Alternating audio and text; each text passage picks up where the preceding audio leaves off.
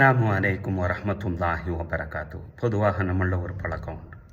ஏதாவது ஒரு கஷ்டமான ஒரு வேலை என்று சொன்னால் நம்மளுக்கு ஐடியா தருவாங்க. எதுக்கு நீ சிரமப்பட்டுக்கிட்டு இருக்க, கஷ்டப்பட்டுக்கிட்டு இருக்க, கொஞ்சம் காசு பணத்தை செலவழிச்சா போதும், காரியம் ஈஸியாக முடிஞ்சிடும் என்ற ஐடியா கொடுக்கக்கூடிய நபர்களும் உண்டு.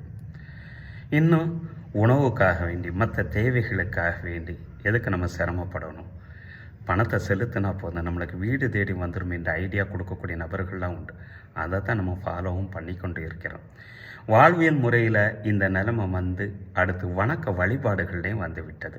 குர்பானி, ஒரு பிராணியை வாங்கி வளர்த்து ஆளாக்கி அதை அறுப்பதற்கு முழுமையான சக்தி இருந்தும் எதுக்கு நம்ம சிரமப்படணும், கொஞ்சம் காசு பணத்தை கொடுத்து கூட்டு குர்பானியில் சேர்ந்தா போதுமைங்கிற அந்த எண்ணம் நம்ம மக்கள்கிட்ட நிறைய பேர்கள்ட்ட வந்துடுச்சு.